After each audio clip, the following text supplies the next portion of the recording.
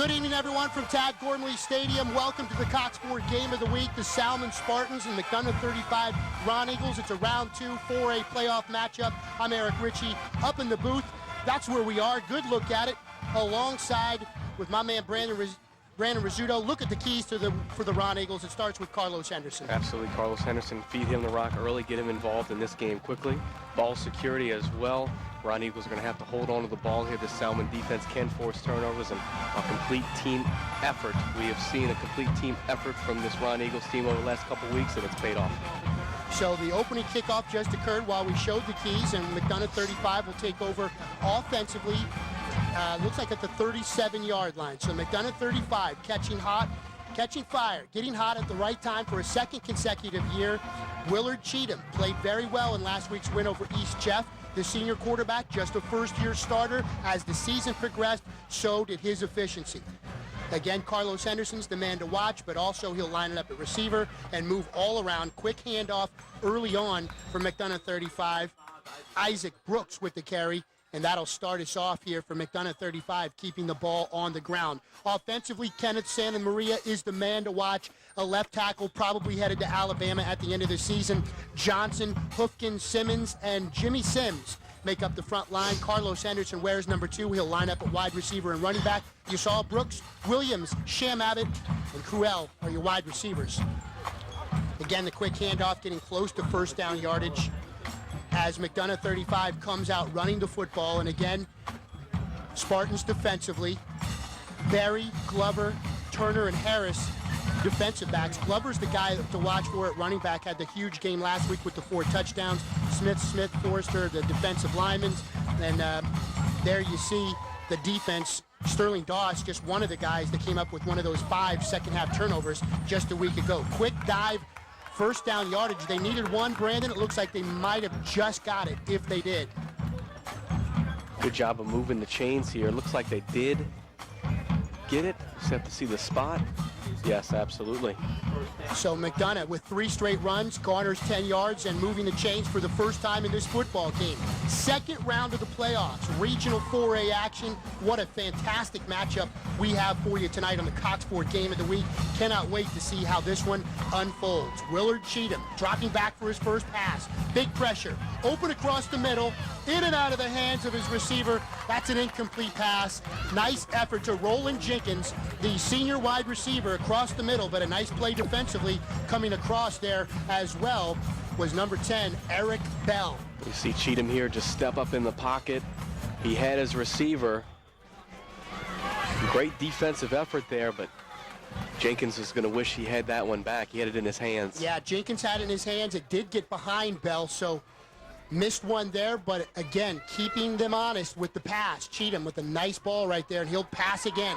Dropping back, setting up the screen. Here's Mr. Everything, Carlos Henderson. Open field, tough to bring down. Look at him go into 4th gear all the way up close to the 40-yard line. Carlos Henderson, we saw him week 8 against Cox. The guy, as soon as he gets the ball, there's not too much he can't do offensively. Henderson has just been a workhorse for this team all season long, and we talked about it in pregame. Struggled to get to 100% health. Got there about mid-season, and you've seen this Roneagle team take off since then. Broke his ankle near the end of the 2011 season. Still had over 1,000 yards rushing. Re-injured it in the summer. Quick dive up the middle. Close to the 40-yard line, but again, Henderson scored 4 touchdowns that night. 344 all-purpose yards last week against East Jeff, and that score 28-21 comes in, knocking off the 12th seed. And you know, we saw East Jeff beat St. Aug week 9 of the season, and the big key for East Jeff had not won a playoff game since 1971. Coach Salt really thought this was the year, and it was not. And McDonogh 35 do not take this team lightly, especially in the postseason. East Jeff knows it, and last year so does Fair Parks and St. Aug. We got our first penalty of the football game, and some jawing to Carlos Henderson down there. You see Salmen, defender, in his grill, a little false start. On the offense, 5-yard penalty, first down. So they'll back it up 5 and try it again. It'll be 1st and 15. Good look there at the very classy Wayne Reese. What a coach. A guy who's done it all on the high school level. Former coach at Carver. course, well known, his most famous player, Marshall Faulk, on to Canton, Ohio. The first player, hard to believe, Brandon, from the New Orleans area to make it all the way to Canton at the Pro Football Hall of Fame. Coach Reese, always a joy to deal with. Great time before the game talking to Coach Reese. So 1st and 15, trap to Brooks. Brooks has got some open field. He's got a first down and more. Inside the 20, down to the 10-yard line. Just prior to that, he's knocked out of bounds by Bell. But Isaac Brooks says Carlos isn't the only guy in the backfield. In the Gian Gonzalez replay, look at the quick trap. Look at the blockers out front. That's all Brooks right there, just following his lead block and getting downfield. You're right, showing that there's another guy that can run the ball in this backfield as well. Great run there from Brooks, who's had a couple of carries early on in this football game. And again, keep your eye on number 2. He will line up all over the place. A lot of times at receiver, 2 of his 3 touchdowns last week came from the receiving end. One, a very long one. He had a 97-yard kickoff return as well. They'll keep it up again on the ground to Brooks, and Brooks not much going there. But again, McDonogh 35. The game that we called in week 8, a 46-12 lambasting of Helen Cox. 4 touchdowns by Carlos Henderson in that one. They came back to earth, and most people do when you play Carr. They lose 35-8, but they finished the season, the regular season, strong. Beating Bell Chase 44-28, earning a spot into the postseason where they've been each and every year. And again, picking up more momentum last week with the 28-21 win at East Jeff. Here's Carlos Henderson. He's hit hard at the 10-yard line. And look at the Spartans turning Henderson backwards. A nice play defensively there from Salmen, turning him the other way, which is, as we know, Brandon, no easy task. And that's going to be an interesting matchup to see here all tonight, is this McDonogh 35 offensive line against the Salmen defensive line. And we're going to have to see who wins that battle in the trenches, because if you look at it on paper, there's some heavy hitters on the Roneagles side of things. We're inside the Gian Gonzalez red zone, courtesy Isaac Brooks. Now up at the 10-yard line. Quick handoff again to Brooks, and again, they must see something up front that they like there. Right now, no go, says Salmen, but McDonogh 35 keeps going to that well. Again, if you key on Carlos, we've seen what Isaac Brooks can do. We've seen Willard Cheatham drop back and successful on one pass attempt. Even the incomplete pass certainly got a man open. So dual threat quarterback in Willard Cheatham, and we saw that against Cox in week 8 as well. Beautiful night for football. So glad you're with us. First opening drive of this football game. There's Cheatham up top, across the middle, and it's a touchdown for McDonogh 35. Beautiful effort there. And Lawrence Williams, he's got speed, and this time he shows the hands. What a play here all around. You see Cheatham have faith in his receiver, and he catches it and takes a big hit, helmet to helmet hit right there. Able to hold on. What a touchdown, 12-yard touchdown pass. And you'll see him go for 2 here, Eric. Yep, Barry's hit came too little, too late. 13-yard touchdown pass. Cheatham to Williams, they're going for the 2. Henderson tries to turn the corner, and he does. He does get in. That's a 2-pointer. They're waiting for the call. I can see it from here, friends. That's a 2-point conversion. So make it 8-0, McDonogh 35. No problem. Thank you very much. Marching down the field right into Salmen's defense. And it wasn't all Carlos Henderson. A well-versed, well-balanced attack on the opening drive. We go to break with the Gian Gonzalez replay of this 2-point conversion. Carlos Henderson, if he's got blockers, he's got the speed. He finds the end zone. We're 7:25 into the opening quarter of play from Tad Gormley Stadium. McDonogh 35-8. Salmen about to get the ball for the first time.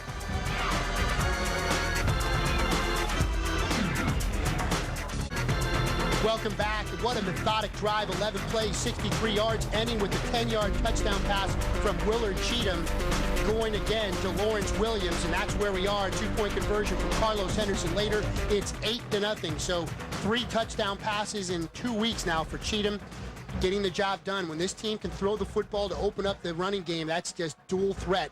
So we get back to business after the kickoff. Salmen fields it at the 17-yard line, up the middle.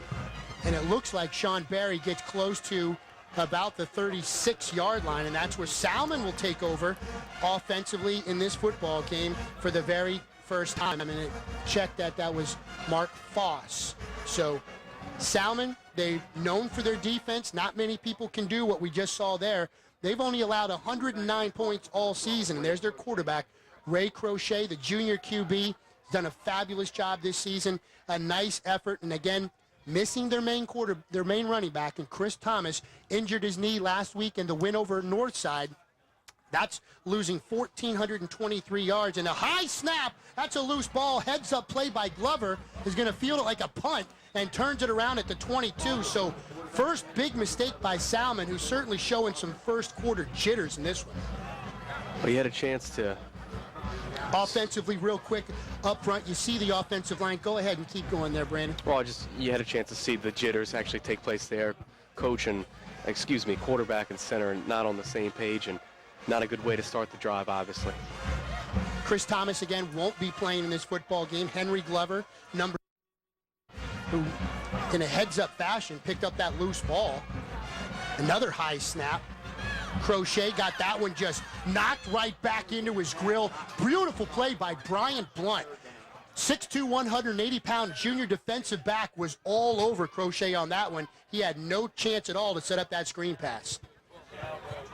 Scott, Austin, Penns, and Peters there making up the front for the Roneagles. Nicholas and Coleman has been a beast. 8 sacks in this season and double-digit tackles for loss. Brock Blunt and the Mitchell guys in the secondary. It's a very, very strong secondary for Coach Reese. This football team, 3 snaps that are dicey in each occasion. This time a little safe short pass going to Glover in front of the 30-yard line. So an 11-play drive down their throat to open things up for Salmen offensively. No go, 3 and out. So couldn't get much worse for Coach Jerry Leonard and this football team to start off. They're going to have to rely on their defense now, Eric, and pretty sure that they've seen the makeup of what Henderson and co can do for this Roneagle team. Hopefully make some adjustments and capitalize here on the defensive side. Devin Montegilano, he's the kicker, he's the punter. Another bad snap, nice scoop. Montelongo gets it out of there, not very deep, about the 45-yard line. And what are you saying there to me, Brandon? It looks like there's a flag down. It might be roughing the kicker here, but it almost looked like he might have got a hand on it. Montelongo, again, as we said, he's all over the place, plays as a kicker, he's a punter. Came up with a turnover, one of those guys, again, forced 5 turnovers in the second half alone last week against Northside in a 31-10 win to get to this round. And a defense, Brandon, to be honest with you, during the 7-game win streak, they've outscored opponents 225-81. And this Salmen defense has been for real, but McDonogh 35 had little problems with them, thank you, to open this game up. Right down the field, 11 plays, a methodical drive.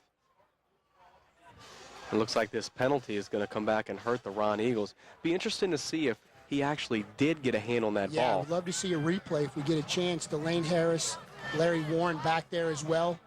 Tripped up, beautiful defensive play.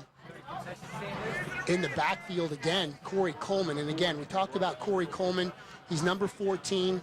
He's a linebacker, and he has been just everything for McDonogh 35 this season. He has just put up some ridiculous statistics. 8 sacks, 24 tackles for loss, 24 TFLs in the stat column.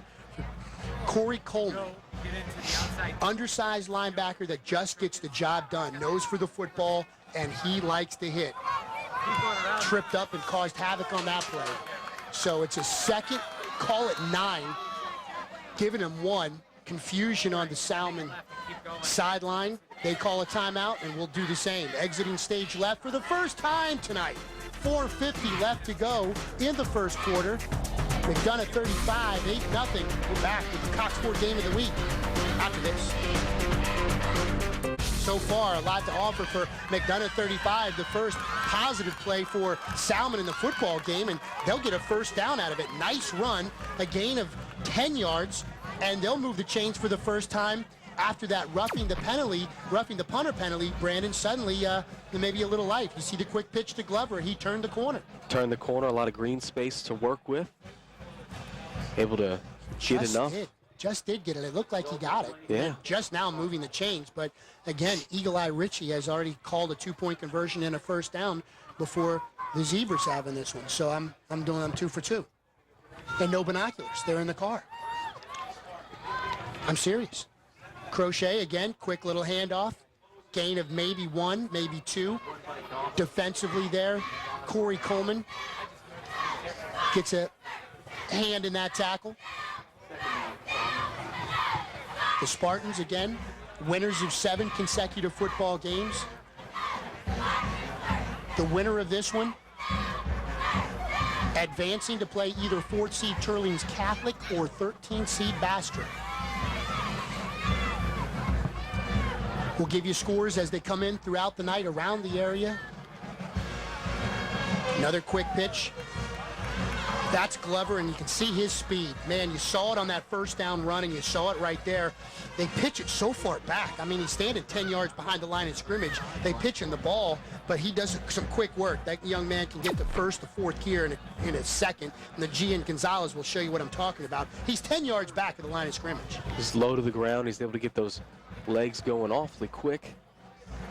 He's got a tough assignment here for this Roneagles defense. Crochet last week, 7 of 18, 93 yards passing, through an interception. Number 12, junior quarterback for a 9-1 Salmen team, the 5th seeded 4A team. Another poor snap. Crochet does a nice job just to get to the ball before he's downed by Penns, and another big loss for Salmen, who just, again, not coordinating so well on either side of the football right now. A lot of confusion, and another look and you'll see what I'm talking about. The snap, and you see the guy in motion, and here we go. Whoa. Looks like the snap was to the right of him, and just... So they can't take advantage of a second opportunity after the roughing the punter penalty. So Montelongo will come back out again. We'll keep our eye on it again. Again, McDonogh 35, they're coming again. And again, a short punt. Montelongo this time does get it into Roneagles territory. It'll go out of bounds at the 36-yard line, where McDonogh 35 will take over. Another flag down at midfield, and we'll wait and see what this one's all about. I can't believe I did it either. I wouldn't have done it on purpose. I really didn't understand. Because when you said 1 minute 40, have a chance here to see what the officials are talking about. Again, we heard the initial call, so we do know the mic is down there, so we'll let him figure it out, and we'll let him school us all. Rummel, by the way, on the board first in that great matchup, leading 7-0 over Dutchtown, 6:27 left in the first quarter. Personal foul, it's going to go against Salmen, so Yeah, he wants to... right in front of Jerry Leonard. You got the first row view of that call to see his team go back 15 yards. So McDonogh 35 says thank you very much. Already decent field position. Now they'll start a drive inside Salmen territory if they march this off 15. Defensive coordinator under the Bill Stubbs era, talking over with one of his players. Appears to be the kicking team during a kick. That penalty is declined. It'll be first down, McDonogh. So there you go. They must have had to re-kick it had they accepted the penalty. And Coach Reese says thank you very much for the field position. So they will start back there at the 36-yard line, and that's where McDonogh 35, the Roneagles, take 2 offensively displayed. And if they were intimidated against this high-profile Salmen defense, they certainly didn't show it. And just like last week, they did not show it. Coach Reese doesn't, hey, don't call it an upset, he said. Player to player, you look at our players in East Jeff, and we're just as talented as they, again, the short handoff up the middle. And again, we talked about Henderson with his injury developing throughout the season, a first-year quarterback in Wayne Cheatham. And the key for this football team all year has been playing a complete game on all 3 phases. Offensively, defensively, and the special teams, Brandon, it's starting to come together. It's coming together at the right time. We're in postseason here, and You have to approach it whereas every game from here on out is your championship, and you have to win to advance. And Roneagles have definitely bought into what Coach Wayne Reese is doing here. Here's Carlos Henderson again showing some explosiveness, getting close to the 44-yard line, and Carlos is down and feeling a little pain right there, slow to get up, and time is called. Gian Gonzalez replay. Let's see if we can see what happened to number 2, Carlos Henderson, who again broke his ankle last year right there. He got rolled up on, looks like maybe one of his own players landed on him as he was going down. So while they attend to the top player for McDonogh 35, Carlos Henderson, will step aside and take a break from Tad Gormley Stadium. There's a $1:35 left in the first quarter. 8-0 35. First round playoff win in the bag. Looking for another one on the Cox 4 Game of the Week. Back here, a good look at the McDonogh 35 sideline. It was not Carlos Henderson that was injured. It was actually Santa Maria that landed on him. So those two guys don't look anything alike, and somehow I messed that up. I apologize. Henderson with the ball and the first down, getting inside Salmen territory with a solid physical run up the gut. So it was the starting left tackle, Kenneth Santa Maria. He was the guy that fell on to Carlos Henderson at the tail end of that play. Santa Maria got up on his own power, gingerly walked to the sidelines, and that's where he is now. But that is your horse on the left side. He is certainly your bookend up front, and that would be a big blow if Santa Maria is out for an extended period of time. 1st and 10 at the 49. Back to looks like it was Brooks, but it might have been Cruel. Was it 24? I thought it was 20. It was. So it wasn't Isaac Brooks. It was Rondell Cruel, 5'10", 170-pound junior running back. And he comes out of the game, and here comes Carlos Henderson back in. So Wayne Reese keeping his Roneagles fresh, and he certainly has the talent and the depth to do just that. Under 30 seconds to play, first quarter action again. Cheatham back to pass, he throws, that ball's complete, and wow, what a tackle. What a tackle from the Spartans. Another good look at Gian Gonzalez replay, because after Sham Abbott caught this football, hello and thank you very much, on a vicious hit. Hard-hitting tackle coming up here, and you see the safety locking and loading. Ooh, just missed it. It was number 2. Was it Sean Berry?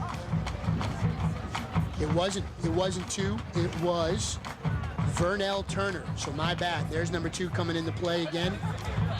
Can somebody go to my car and get my binoculars, please? End of the first quarter. We got time, guys. Seriously. No, I'm kidding. End of the first quarter. McDonogh 35 on an 11-play opening drive. And a 2-point conversion from Carlos Henderson. That's the extent of our scoring. First quarter in the books from Tad Gormley Stadium.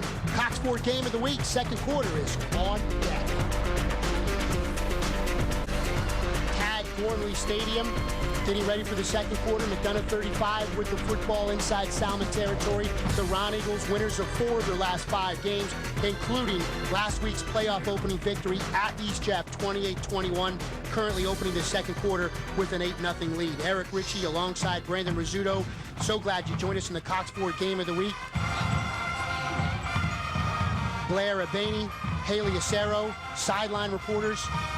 Looking forward to their reports throughout the night and the halftime show. Henderson's in motion. They give him the rock. Some confusion back there. Actually, Cheatham hangs on to it, and he should have given him the rock, because there's the first big tackle for loss from the Spartans defensive unit, and high fives all around for an effort like that. Solid effort.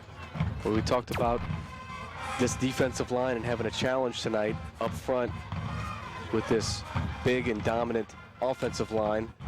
And right there, just a little miscommunication there from Cheatham. And he keeps the ball, and this defensive line for Salmen capitalizes.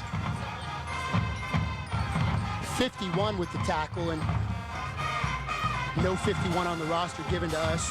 Timeout is called. So we'll step aside, do a break. That's what we'll do.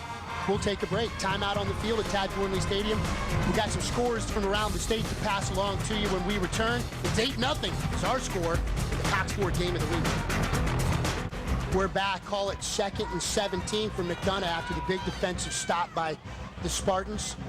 Cheatham will line up in the shotgun this time, drops back to pass. He better hurry. Pressure coming. He eludes the first rush, gets back to the original line of scrimmage, and not so good. Actually, the current line of scrimmage is where he got back, so it'll be 3rd and 17 coming up for Salmen. We promised some scores. Let's give you some. In 3A, St. Charles Catholic, the defending 3A state champs, a home game tonight against the number 2 seed, Notre Dame Crowley, scoreless at the end of 1 quarter. Rummel now leading Dutchtown 7-3. Williams with a power run in from 2 yards out, accounting for the Raiders' lone score in the football game. So that one we'll keep an eye on throughout the night as well. Big 3rd down situation here for McDonogh 35. Senior quarterback Wayne Cheatham with the ball, throws, complete to Henderson, and Henderson's got a 1st down and more. At the 20, shake and bake move 10, 5, touchdown. How about that? 45-yard touchdown run, Carlos Henderson, and you just can't stop plays like that. Get a chance to see this young man in action, and we had a chance to see him earlier this season, and it looks like he's just getting better and better at the right time, too, for this Roneagles squad. Look at this cutback move here. He's on the sideline, able to stay in bounds and just shakes a guy right out of his pants. Great downfield blocking as well. So Willard Cheatham, his 4th touchdown pass in 2 weeks. 3 of those have gone to Carlos Henderson. Here's the 2-point conversion. Penalty comes out. Henderson's into the end zone, but flags are everywhere. So we'll bring that one back and wait up a little bit. We do have an injury report. If we got time right now, the play will come back. It will be called against McDonogh 35. Let's go down to the sidelines and get an injury report. Thanks, Eric. Yeah, went down and got to check on Kenneth Santa Marina, and here's what they said. Not a whole lot of definite information yet, unfortunately, but they were looking really closely at his right leg and his ankle. They said they're not quite sure what the problem is yet, but they think that he's going to be okay. As far as him getting back in the game tonight, though, it's definitely questionable. We'll keep you posted. That's good news. That's big news, I should say. Great report. Thank you so much, Blair Albany down there. Albany, I'm sorry, Blair, getting the job done, and that's key. That's the left tackle. That's a guy probably headed to Alabama. He's certainly highly recruited. Based on size alone, the young man is a flat-out house at 6'7". Here we go. Here's the foul. Here's the call. We have illegal shift. The offense. That's decline. We've got an illegal block below the waist on the offense. That will be penalized 15 yards from the spot of the foul. Wow. The rarely seen 15-yard penalty. The rarely seen 2 penalties. Maybe there's more. Wait. After the play, we have a personal foul. 3. On a defense. We're going to go half the distance to the goal, and we will replay the try. How about that? Literally 3 penalties on a 2-point conversion. I'll have to be honest with you, first time I've ever seen that. 3 different penalties on a 2-point conversion. Seriously. It's going to be, that's just a shot in the back there.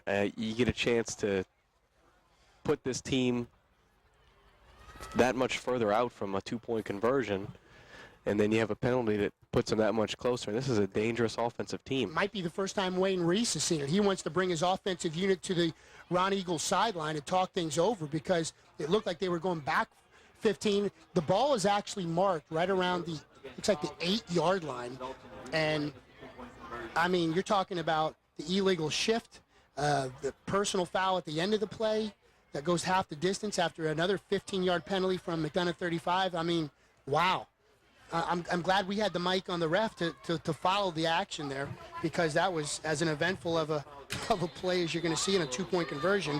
All it was a Carlos Henderson pitch to the house that would have given them a 16-0 lead. And again, if you're just tuning in, we got a timeout in the field, and you know what? We'll save the update for after the break. We'll step aside here from Tad Gormley Stadium. 10:27 left to go in this first half of play. McDonogh 35 is up 14-0, but they're going for 2 when we return in the Cox Ford Game of the Week. That thought on the 2-point conversion after the 6-play 44-yard drive ending with the 44-yard touchdown. Now it's going back to the air, and that's incomplete, so the 2-point conversion will fail. We'll keep it right here after taking the break for the 2-point conversion. And again, another touchdown pass by Wayne Cheatham. I keep saying Wayne. Willard Cheatham, who threw a pair of touchdown passes last week, just under 200 yards passing. The second touchdown was a game winner. It came on a 4th and 18 situation. The key for Cheatham all season in his first year as the starting signal caller, the more experience he gets, and it's just indicative of a first-year starter, the more apt he's going to be at running this offense, more confident we're seeing throughout the season. And again, the second quarter of the Cox Sport Game of the Week is brought to you by Arsenault Ford, your hometown team in New Iberia, and by GMFS Lending, changing lives one mortgage at a time. Eric Ritchie alongside Brandon Rizzuto. Brandon missed last week's game. We were right in this very spot to see St. Aug roll up on Alexandria 53-0. It was a thorough beatdown in every sense of the word. As Coach Crutchfield's debut with St. Aug in the playoffs was about as powerful as you could possibly imagine. So they advanced, and we missed you. I know you were at your new job with UNO. Wayne Centillis, the wide receivers coach at Destrehan, took your seat, but he can't replace you. No one can replace a Brandon Rizzuto. He did a nice job, though. How about that on the special teams? McDonogh 35 has forced a fumble, and it's Roneagle football. How about that? Great effort on the coverage team, and once again, the ball bounces the right way for McDonogh 35. Brian Blunt comes up with the fumble recovery on the ArsenalFord.com. Again, indecision all night from the Spartans. Glover, give him credit, jumping up on the ball, but he just got waylaid, and that was a tremendous, tremendous hit right there. Nice effort from McDonogh 35. There you go, give me the roster. You're hogging it over here. And again, there's no 51 on either roster, yet there's two 51s playing in this football game. That's not our fault, people. Just saying. So credit to 51 for the forced fumble there. There's the sack. Now another fumble. So there you go.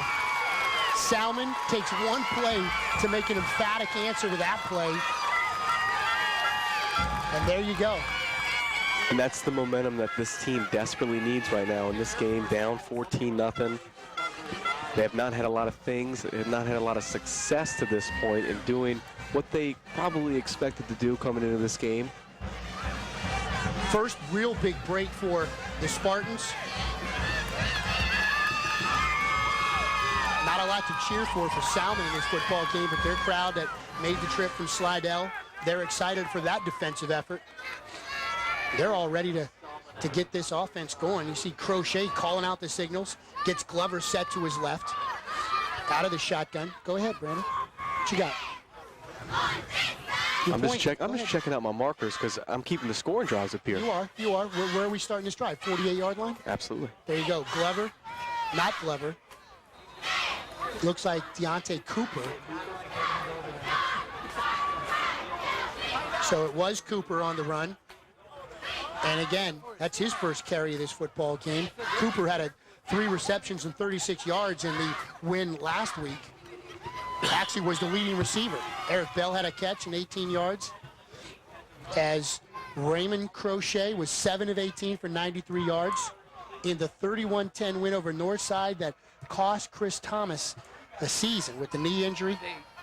And Glover certainly did a great job of spelling him last week and trying to do the same in the second round of the playoffs, squirting up to the 40-yard line on that run as, again, Glover gets the call.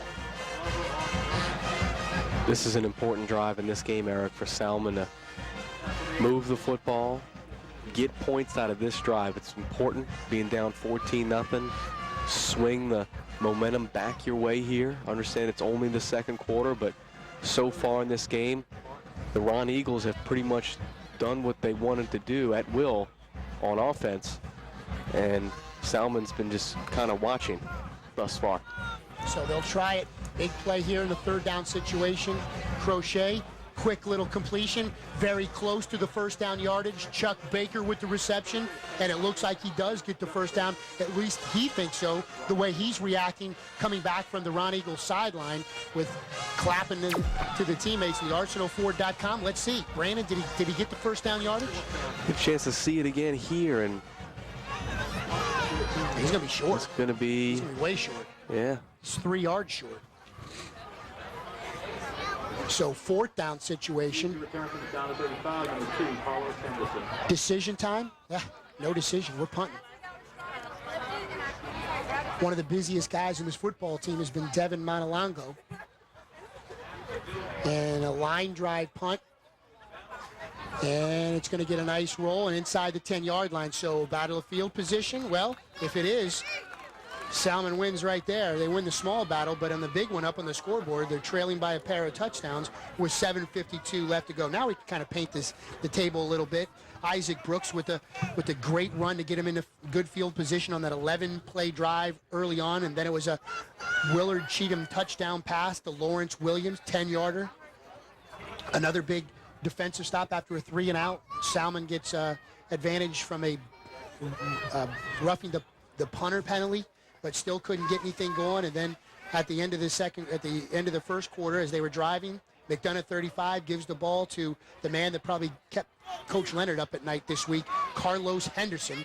Henderson scores on a 44-yard touchdown reception from Willard Cheatham. So 2 quarters, 2 touchdown passes from the senior quarterback for the Roneagles. 2-point conversion as well by Carlos Henderson. And that's where we are, 14-0 in this game, 7:35 left to go in the first half of play. It's regional 4A playoff game. A couple of teams haven't played each other. They have played common opponents now. Both teams have played St. Paul. Salmen beat St. Paul 28-21. And Henderson gets close to first down yardage. McDonogh 35 lost to St. Paul 24-6. Now they both played Carr, but you can imagine the results there. Carr's just certainly been the class of maybe the state this year. Salmen got shut out 20-0 by Carr. McDonogh 35 got beat 35-8. So looks like it was enough for a first down. Move the chains here for this Roneagle team. Under 7 minutes to play now, and again, you get the battle of field position on the nice punt. You certainly want to hold them here, and if you're Salmen, you'd love some points before the break. Quick handoff, and again, nice play up front, and not going anywhere, but time, hard to imagine looking at time this early in a football game, but certainly time is a ticking on Salmen, down 2 touchdowns.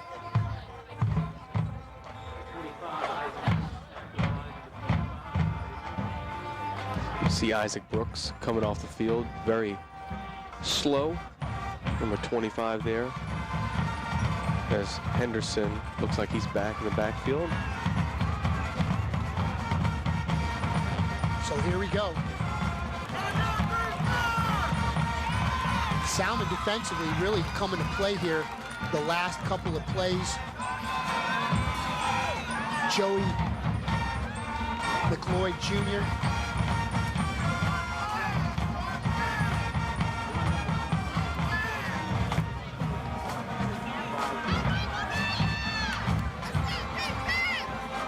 You see the clock, Eric, just continuing to run here. Roneagles have a chance to really capitalize here, take even more momentum with them into the second half. So Cheatham this time in the shotgun, and he was not ready for it. Whistle was blown though. So Cheatham picks it up, but the whistle had already been blown. Snap, ball start, offense, 5-yard penalty, 3rd down. A lot of coffee going on up here in the press box at Tad Gormley Stadium. Good look at the moon above Tad Gormley Stadium. Bad moon horizon. Both Rizzuto and Richie playing hurt. Been fighting this all week. It's been going around, and you always just that time of year. Yeah, you hear that. I mean, you always hear that. And my 5-year-old daughter, she's been really sick all week and throwing up, and took her to school or kindergarten on Tuesday. She threw up at school, back again. So she's with her mom tonight. So Emma Ritchie, get well soon, my baby. Screen pass, and it is complete up to the 30-yard line. A first down. Big play right there to Rondell Cruel, 5'10", 175-pound junior running back. comes up with the reception, and you gotta like the way Willard Cheatham has been managing this offense. And I've been impressed with the confidence the young man has shown and the way he has improved from day one of the season. He has made leaps and bounds in that department. But coming back.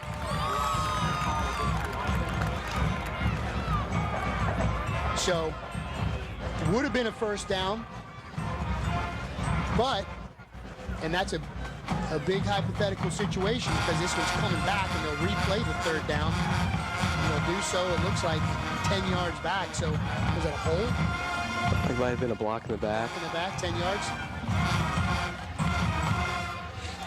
Just trying to listen into the officials here.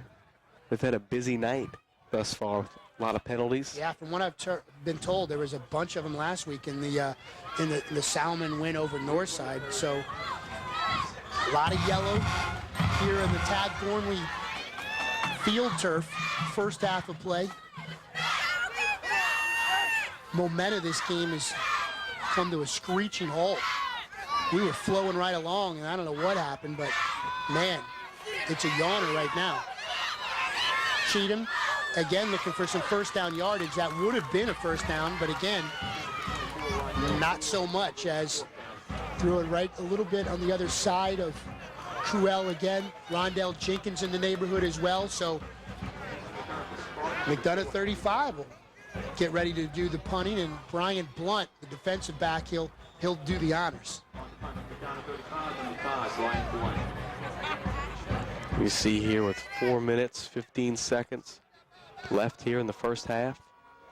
We talked about it on the last drive and how important it was for Salmen to get some points, to have some momentum to go into halftime. Line drive punt, it's going to get just inside their field position. Salmon's gets inside McDonogh 35. It was Henry Glover. Glover's so shifty at 5'5", the center of gravity. He's low, he's got the legs moving. Look at those legs. I mean, Glover's showed that he had power last week. We talked about it in the pregame show, Brandon, that he stepped into Chris Thomas's shoes in a big-time way offensively with those 4 touchdowns, but equally as impressive was what the young man was able to do defensively, coming up with an interception and a fumble recovery. McDonogh 35, we'll keep it right here as the Roneagle player gets right back up on his feet. And that's where we are. 4:02 left to go, first half of play. Couple of touchdown passes by Willard Cheatham so far has been this story of this game. One of them actually going to Carlos Henderson, and the Carlos Henderson show went all around New Orleans in the Cox 4 viewing audience. You saw that burst of speed, you saw his elusiveness, you saw the cutback ability, and even some downfield blocking. He had to show a little power down the end, but Carlos Henderson with an amazing game against East Jeff with 344 all-purpose yards, and he's back to his old tricks with a 2-point conversion and a 44-yard touchdown reception in this game already. Another score coming in again from Rummel, scoring just before the half on a toss sweep, 14-3 with 43 seconds left to go in the first half over Dutchtown.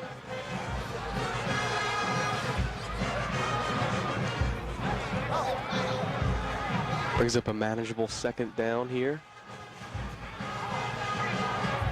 Clock keeps ticking here. Yeah, I mean, big time. Taking your time. Down 14. Let's see what Crochet does. Little play action. Penalties coming all over the place. A nice reception, but don't get your cheers up too excited. That one looks like it's coming back on a hold. Indeed it is. Offense. 10 yards from the previous spot. Second down. Yep, 10-yard penalty on the hold. You saw 2 different referees, the one ref and the looks like a side judge, all over the hold, and you see it right there. Great catch though, to no avail. Believe it or not, 24 is on the roster. Delane Harris with the catch, and I'm glad he's on the roster because you want to give a shout out to these young men making a good play, and that was a good play by Harris, a great catch. You got to go all out. You don't know there's yellow hankies laying around. You got to make the play. It's a great catch by that young man in traffic. Equally as impressive throw by Crochet. Crochet, and again, they set the screen up. It's complete. And it's going there. Mark Foss on the receiving end of that screen pass. They had it set up, but McDonogh 35 read it all the way. That play really took a long time to develop, too. Slow developing play. McDonogh 35, you know, you look at their record, a 6-5, nothing real overly impressive about that, kind of squeaking into the playoffs with that Week 10 win over Bellchase, but all this team does around this time of the year, Brandon, is win football games. They always peak at the right time. And Crochet's got some time. Now the pocket collapses and he's got nowhere to go. He had time initially, give that a coverage sack because he had the time. And it was no blitz. It was just a four-man rush up front for McDonogh 35. And you'll see on the Arsenal4.com replay, Brandon, we'll see. He's got to the play action here. Got to get rid of it right about now. But if nobody's open, nobody's open. Only 4 Roneagles coming. And, ooh, face mask right there. You see that? yeah, It looked like they, oh my gosh, that was a big time face mask. And I don't, you see the yellow flag? Was there a yellow flag on? No. and Crochet had His head turned. well, he also had his safety right there in the middle of the field, Glover. Glover was wide open as a check down, and not enough time to get the ball to him. So punting situation. Montelongo with the punt. Fielded. 25. Carlos Henderson down. We'll step aside, take a break. 1:19 left to go. First quarter, first half of play. McDonogh 35 leads at 14-0 on the Cox Ford game of the week.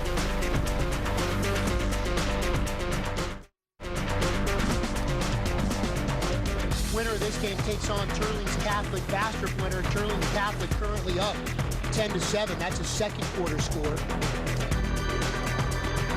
Other 4A scores, St. Aug on top of St. Thomas More, 14-0. Neville blowing out Brobridge in the second quarter, 28-0. And Holy Cross over DeRitter, 14-0. Also second quarter score. Back to action here. Short game. Keep going with the scoreboard. Franklin Parish over Vanderbilt Catholic, 15-7. How about this score, second quarter? Northwood and Carr all tied at 7. St. Martinville, LaGrange also tied at 14. And right here, we've got McDonogh 35 leading Salmen 14-0. Under a minute to play now in the first half, where it has been all McDonogh 35, literally on both sides of the ball. Throw in special teams if you want, why not? Quick handoff up front. Not much doing there, but again, everything's going to work in their favor because even on a short run by Henderson, look at the clock. Tick, tick, tick. Right now, just trying to keep the ball away from the Spartans, and I think they're going to obviously be able to do it right here. This might be the last play of the half. McDonogh 35. Yeah, it will be. The play clock at 25. This is it. That's an end of the first half. So McDonogh 35, a touchdown pass from Cheatham to Williams in the first quarter, and a 44-yarder from Cheatham to Carlos Henderson in the second quarter. A two-pointer from Carlos in the first, and that's where we are. It's 14-0 Roneagles. Doing some damage in the postseason again. They're a half away from advancing to the third round for a second consecutive year. We've got the Cox Ford halftime show on deck here in the game of the week, New Orleans style. McDonogh 35, up 2 touchdowns. We'll be back after this from Tad Gormley Stadium. Eric Ritchie alongside Brandon Rizzuto up in the press box here at Tad Gormley Stadium. Nice and toasty up here. A brisk November Friday night in South Louisiana. State scores to pass along, and we'll concentrate, obviously, with this matchup here on 4A. And the winner of this McDonogh 35 Salmen Regional Showdown will advance to face the winner of Turling's Catholic Bastrop, and right now Turling's Catholic leads 13-7. That was the same score we passed along earlier, but as you look around, Brandon, some other scores around 4A, Carr is starting to pull away. Yeah, Carr 21-7 over Northwood. St. Aug also equally as impressive, 22-7 over St. Thomas More. Also have to look at that Holy Cross score. Had a chance to talk to a lot of Holy Cross alumni this week, and especially today. They were excited about this game, 21-0 over DeRitter at halftime. So a lot of good scores, a lot of good things to look at here in 4A. Yeah, and Neville, the defending state champs, the team that knocked McDonogh 35 out of the playoffs last year, all over Bro Bridge at the half, 35-0. Blair Abaney with another injury report. Let's go down to Blair.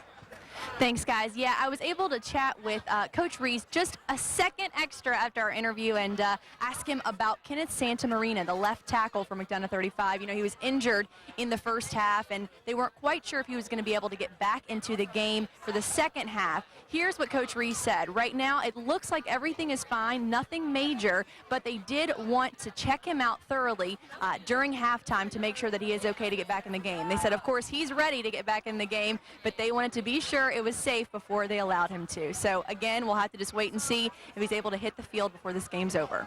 Blair, excellent report and a tremendous job again by our crew getting a shot of Kenneth Santamarina, taking it back to your basic see it, say it television jargon, while Blair's giving us the update on the big left tackle for McDonogh 35. Our crew's got a tremendous shot of Santamarina, and to me, he looks still a little ginger, very intrepid the way he walked back onto the sidelines.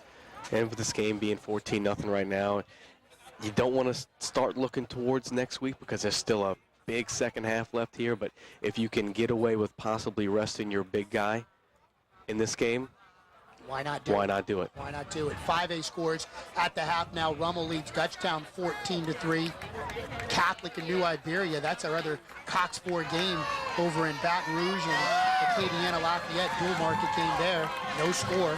Parkway leading Hahnville in the River Parish 17-7. Mandeville Central all tied at 14. West Monroe up 3-0 on Acadiana. Airline leads Jesuit 3-0 at the half. Barb a 17-7 leader over Byrd. And Ouachita over Ruston 9-3. So we are ready for action, and here we go. Salmen will take over starting at the 12-yard line. Glover squirts through up to the 34-yard line before he's brought down, and you just gotta like Henry Glover. I like his style, I like the way he runs, I like the way he can tell he's a tenacious competitor, and that time was definitely ready to give his team a good start, and a much needed good start here in this third quarter. I have a feeling you're gonna see a lot more of Glover here in the second half, and you're going to have to feed him the rock. You're going to have to get him going. I think Salmen knows that, and we'll probably see a lot of him on this opening drive. Again, there is no Chris Thomas. That is a key part of this football team, and there's movement on the first play from scrimmage in the second half. Matt Hurts, a penalty, backs you up 5 yards. Chris Thomas, the knee injury last week in the 31-10 5 yards, win first down. over Northside. I mean, when you don't have a Chris Thomas, you're talking about 1,423 rushing yards and a guy who scored over 20 touchdowns as well. That's a huge part of your offense, and maybe we didn't touch on that quite enough in the first half, Brandon, but obviously, you know, with the way Glover ran the ball in his place last week, that kind of, you know, nullified that for us, but it has been a problem, and there's a drop there. But again, Glover's been good at scooping up that ball after the ball goes on the turf. Remember the bad snap in the first quarter, Glover went and scooped up again. So he turns what could have been a disastrous play into some positive yardage. And going back to our comments about Thomas, who has been out, it's just been a tremendous blow for this team, and maybe that has affected their rhythm thus far in this game. It didn't affect them last week, but maybe just not having him there physically has done something to this team in this game. Defending 3A state champion St. Charles Catholic Comets are home tonight against Notre Dame, and currently at the half losing to Notre Dame Crowley 14-0. Parkview Baptist losing to Bruley 21-10. Livonia over Port Allen 7-6. La Ranger trailing Jennings 13-7. East Feliciana 33-3 over Rain. A time is called. Let's step aside. We'll take a break. Salmen, just like they started the first quarter, confusion. 11:44. We are just underway. Second half, and we're breaking already. 14-0. McDonogh 35. Again. And you can see the false start from the side judge, and they're going back 5 yards. So a penalty, a timeout, and a penalty. How's that for a 5 start? yards, second down. Wow. That hurts. Yeah, look at the Spartan. That's classic. Love that shot. You can pretty much say that's indicative of this entire game from Salmen since they got off the bus. Wow. Just not exactly what you wanted to see here on this opening drive. Having to call a timeout, in danger of getting a penalty for not getting the playoff. Penalties. So enough is enough. Here's where you got to step up. Playoff action. You've had a little confusion second half. Let's get back to the basics. Crochet, they need a big play, and overthrows his intended receiver, and there was all kind of maroon and gold in the neighborhood there. McDonogh 35 had that one covered, and the ball sailed, maybe fortunately for Crochet.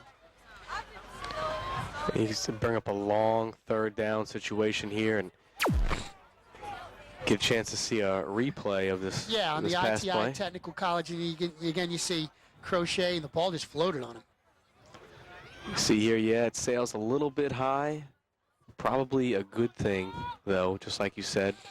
It's about 6 maroon shirts in the area.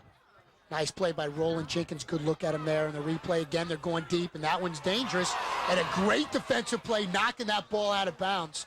A tremendous play. We saw the replay from Roland Jenkins on the last play. There's another one for him right there.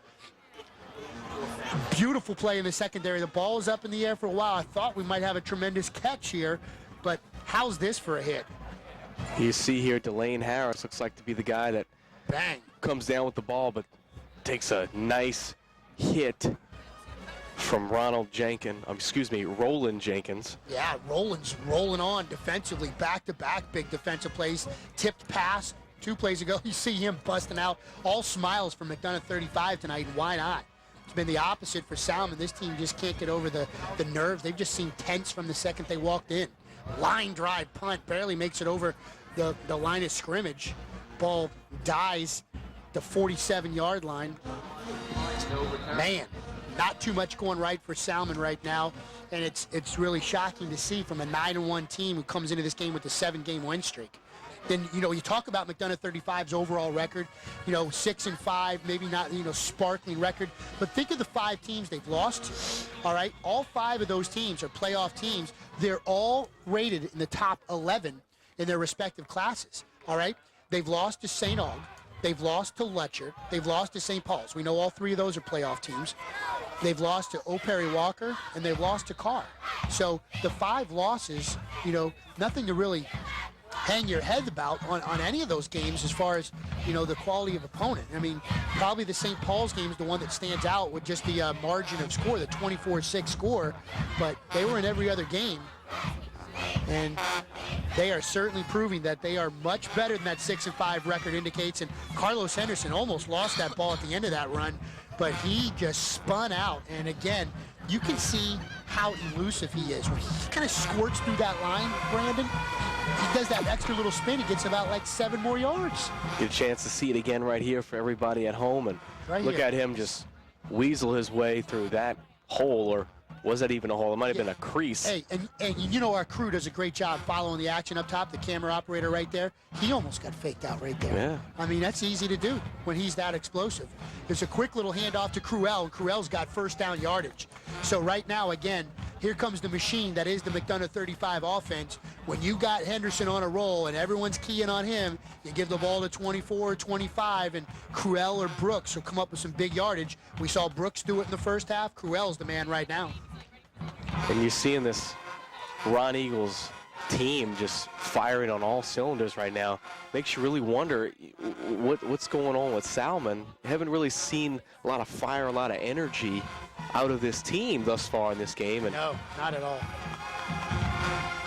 Rummel scores again, now leading Dutchtown 21-3. Here goes Carlos Henderson. That's what I'm talking about. Squirting up the middle again in the teeth of the Spartan defense. He gets 9 yards. I mean, there was really nothing there. And you can see now, this easy, guys. Come on now. Easy, easy. Playoff football. It's getting a little tense, a little testy. But look what I'm talking about. Where's the room? There's no room there. Some missed tackles by Salmen. That's what I see. And some good running by Carlos Henderson. I mean, you can't stand around and watch Carlos Henderson think he's going to come down by himself. You got to hit him. an outstanding. That's my coaching from up here. An outstanding player, and definitely looking forward to watching him play on Saturdays, even though he's going to the mountain time zone, I believe. Or up there hanging out with his brother Carlos, doing a little with his brother Charles, I should say. Charles now a redshirt freshman, wide receiver, kick returner at Utah. 2 Hendersons, double the trouble up there for Utah.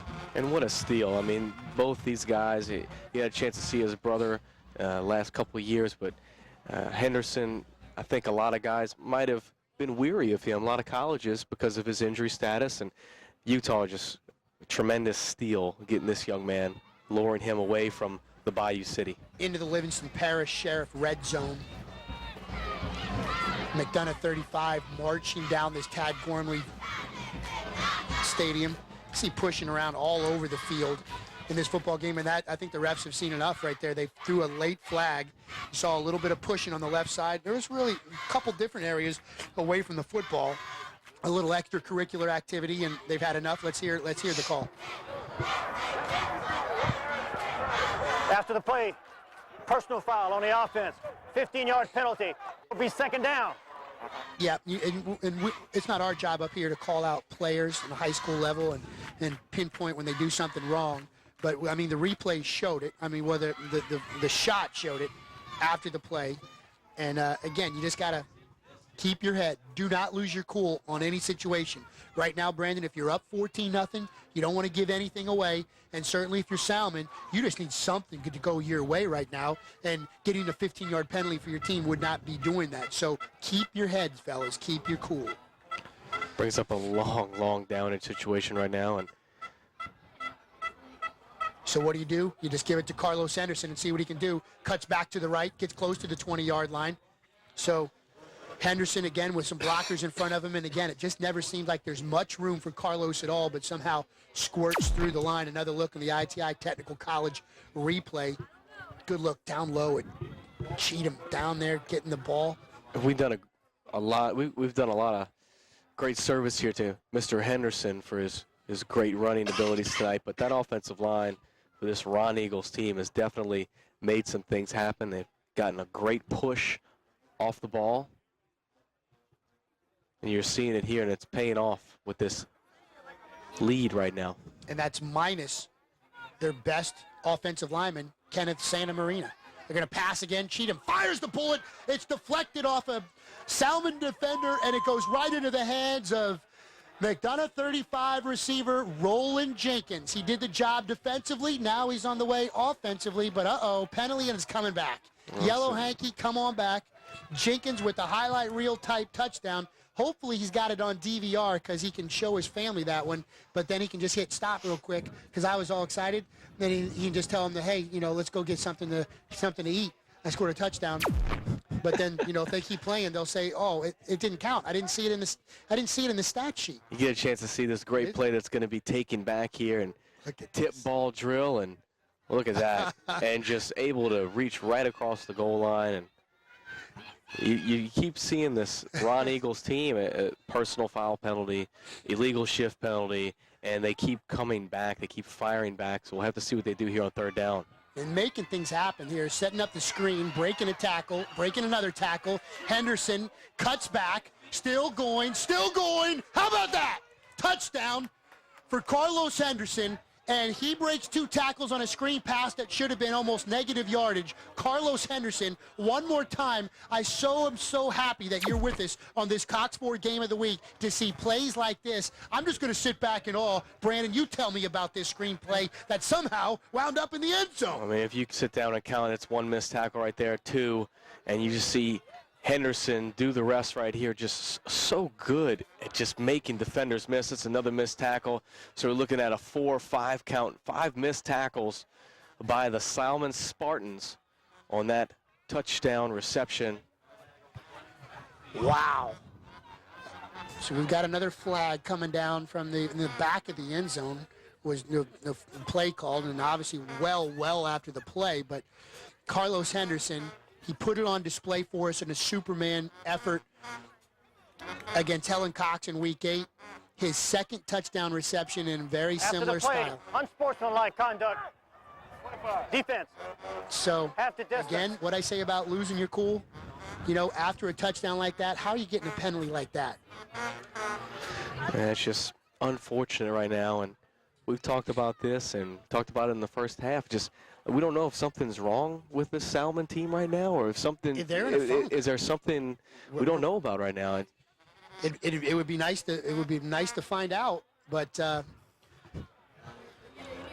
no avail right now. Right now, Salmen just can't get things going, and on the other way, it's all smiles. You see how loose McDonogh 35 is? It's been just the opposite from the other sidelines from the second they walked off the bus.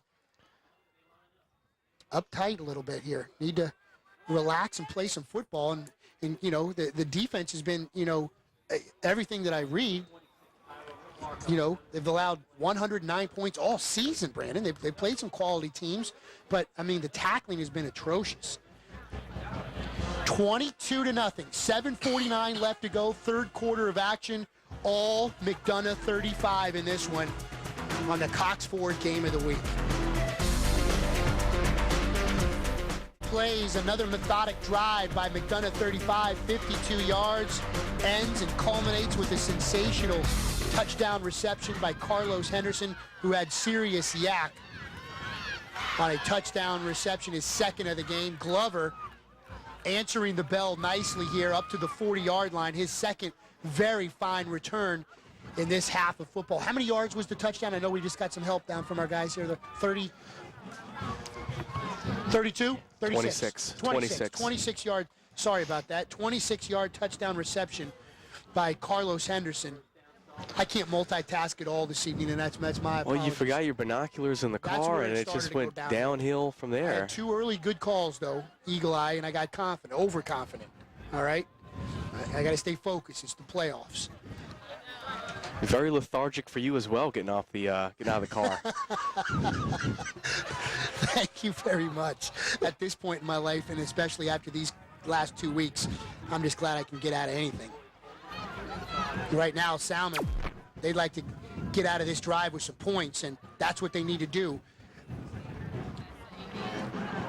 Pitch this time, trying to turn the corner. Deontay Cooper. The effort there for Salmen right now, just the results are not. And right now is when you got the intestinal fortitude. You've got to dig down deep.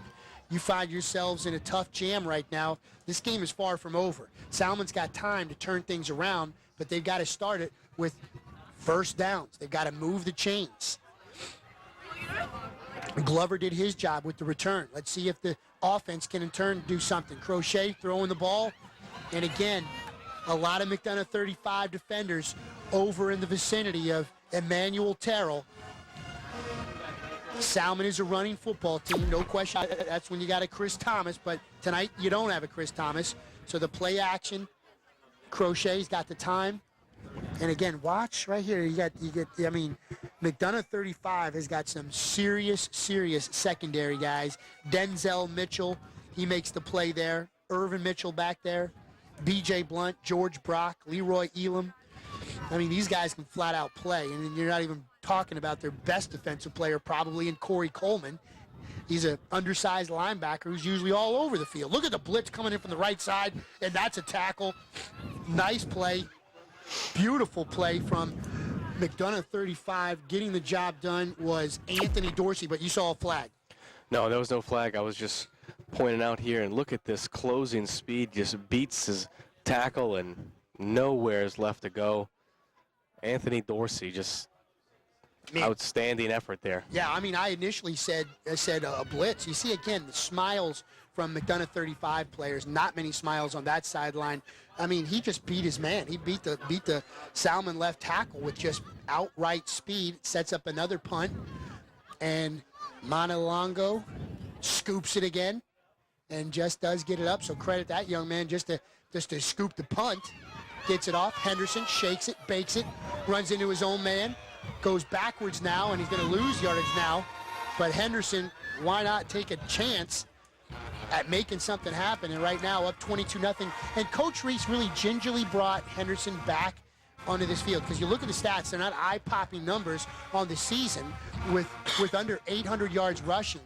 Actually, on the season, 779 yards rushing for Carlos Henderson coming into this one, but he's got 14 touchdowns. He's also, you know, Brandon, when we've seen a bunch of these, he has 300 yards receiving with 5 more touchdowns.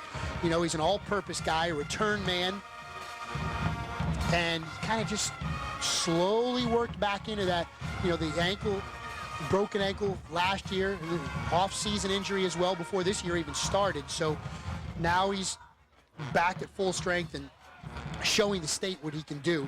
Salmen right now just trying to stop the bleeding right now as they throw back Cruel back the other way, and there a late flag, and again you get all of this pushing and shoving after the play, and you just gotta, I mean, I said it, you know, it's easier for me to say it up here, but I mean, now you got an injured player in the field. You've got to keep your head. Do not lose your composure, and that's what we're seeing, unfortunately. Yeah, let's go ahead and take a commercial break, and you hate to see that. Let's go to break here in the Cox Ford Game of the Week. 22-0 is the score with 5:37 left. Cruel, and I'll tell you what, right now, we've got the replay, and if you do not want to see it, I encourage you right now to look away. Again, the young man, number 24, and again, this was a play that kind of came down late. The whistle was late. You see the forward progress was stopped. He's headed backwards, and he gets hit late in this play. And again, he just saw him get carted off, but the play should have been whistled dead. And there you see the leg. It looks like a knee, almost hyperextended, certainly a break, and that young man's season is over. And you just wish the best for him. And again, you just hate to see the fact that play happened as late as it did. That's what really gets you, Brandon. It really does. It's upsetting, and you know, to see the way that actually went down for that young man, and that's just what I was saying before. I was actually, and we don't like to be critical of officials or anybody, but I was surprised they did not blow the whistle and blow that play dead sooner rather than late, and then that happens. It's just unfortunate, and you do have a penalty here, and looks like it will be late hit. Well, and I like this right now, what they're doing. They're getting both teams together, and again, in the name of sportsmanship right now, and it was something, you know, we've been calling for a quarter of guys pushing and shoving, and both teams, we're not pointing out one team, both teams have been guilty of kind of, you know, pushing after the plays here in this third quarter. And again, playoffs, it's going to get testy, especially when the game's starting to get out of hand. But right now, the leaders of both teams, yes, the coaches as well, they've got to be the ones to step up and take charge. The referees are giving their 2 cents right now, but the leaders of the football team, the guys that are in the trenches, all right, because that's the end result when you lose your head, and that's just unfortunate, and it's just too bad. And all we can say is we wish the best for Roneagles Cruel, young man who was having a good game. It was certainly having a good game. Another flag comes out, and for the here play. we go. Illegal substitution, 12 men in a formation on the offense. So there you go. 5-yard penalty. Can't do that either. First down. And now you're just trying to get back into the flow of the game. You know, everybody's just kind of collecting their breath. You know, we're doing the same. We hate to show a play like that. You know, both teams, you know, you saw the reaction of some of his teammates right after the play. I knew it was bad just by looking at Roland Jenkins' reaction. He took his helmet off, and just, you could tell the agony in that young man's expression that his good friend was down and in serious pain. I mean, we're all catching our breath right now. The refs are catching their breaths, you know, the players, substitutions, assistant coaches, and I mean, it's part of football, but it's the unfortunate part, that's for sure.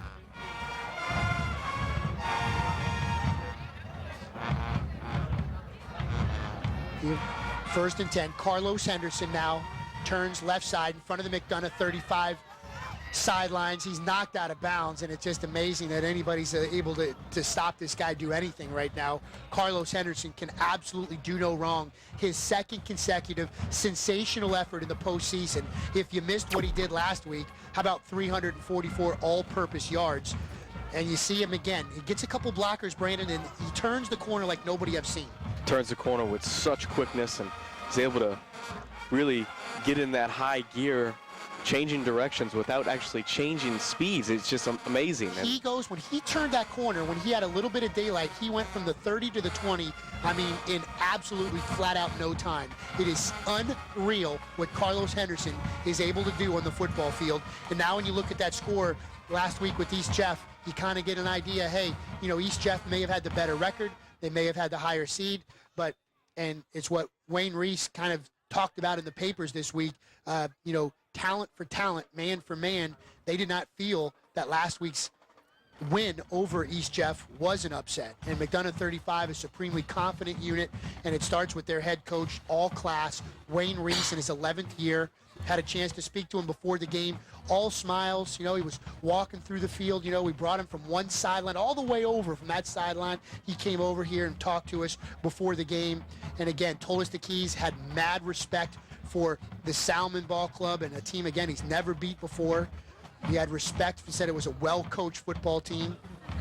And it really starts at the top. It starts at the top, and these players are playing like their coach. And you mentioned earlier how he did not rush Henderson back, and that is such a key thing and just shows how he coaches, in a sense that he's got the kids' future in mind first and foremost. It's not about wins and losses. He wants to see these kids go on and do great things, and a coach desperate to win would rush a kid like that back, and I got to have you back. I got to have you back as soon as possible.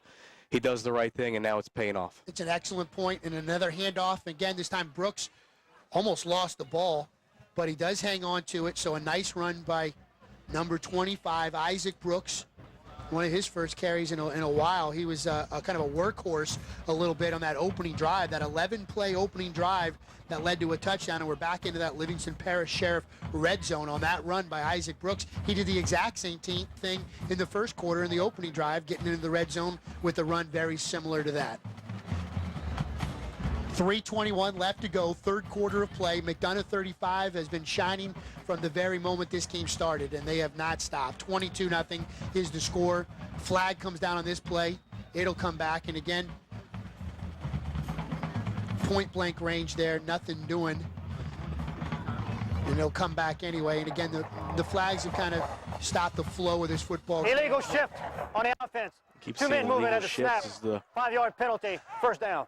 third illegal shift call in this game on the Roneagles. If they are to win this game and go on, definitely be something Coach Reese will address, I'd imagine. No question about it. St. Charles has got onto the board at the end of the third quarter. They go to the fourth quarter. The defending 3A state champs down 14-7. You might remember they came back from a 26-7 deficit a week ago to win at Westlake 27-26. Carlos Henderson, look at there. Somebody tackled Carlos Henderson. That's worthy of a highlight right there. End of the third quarter. Rummel leads 21-3. And an update from my daughter, Emma Ritchie, is doing much better. Her stomach is doing much better, but again, another late flag in this football game. Here's Carlos sneaking, gets the run, turns, gets tackled. 5-6, they were talking. When the guy got past him, he stuck out his leg to try to trip him. 5-6. Well, you heard that. I don't think our referee realized he was on, but it looks like an intentional trip is what the referee saw. And after what we just saw just a few minutes ago with the injury, these guys taking none of that. Look it down. It's important right now for these officials to continue to gain control of this game, and if they have to make an example out of someone, which you hate to see. You really hate to see that in playoffs, and one of these teams is the last game of the season. You'd hate to see that, but if that's what it takes to get control of this football game, might be what has to be done. Keeping it down on the ground. 1A score.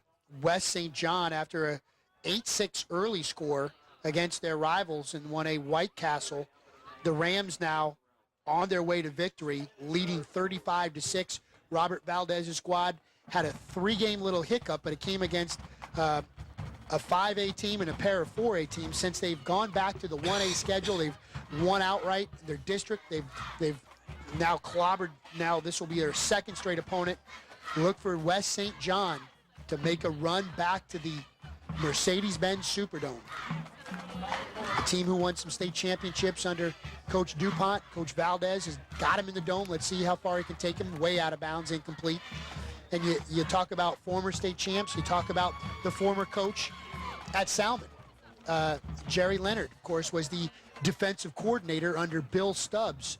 3 state championships for Coach Stubbs at Salmen. None so far for Coach Leonard, despite the fact that he's had some good teams, some good records, has not been able to win the big game as far as the state championship, like his predecessor, Bill Stubbs, won 3. Bill Stubbs now in his first year at Riverside, they lost 4 games to start the season. He's got a freshman quarterback, freshman wide receiver, and they are lighting things up. They make a strong run. They go 4-5, squeak into the playoffs, destroy the 8-seed Homer a week ago, and now we're in a dogfight with the 9-seed Episcopal at Riverside Academy. It's a 22-15 Episcopal lead. Coach Bill Stubbs and his Riverside Rebels hanging tough with the number 8 seed. Again, Riverside goes into this playoffs at 4-5. Right now, the third quarter score is the last we have. So it's a 4th down situation here for McDonogh 35. Again, the game has come to an amazingly slow pace. Many penalties, and of course the horrific injury that we all just were, I will say, unfortunate to witness in this football game. And I don't think anybody's really truly recovered from that yet. It's a 4th and goal situation here, Eric, from the 30-yard line. The rarely seen 4th and goal from the 32. So bad snap.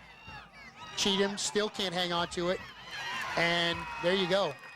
That's just like a big punt return right there is what that was, because Cheatham didn't fall on it. Probably should have. And instead of trying to scoop it, should have just fall on it. But bottom line, Salmon's got maybe one of their best field positions to start a drive in this football game. I don't remember them starting any better than that. First quarter, I believe that they marched down into McDonogh 35 territory, but could not do anything with it.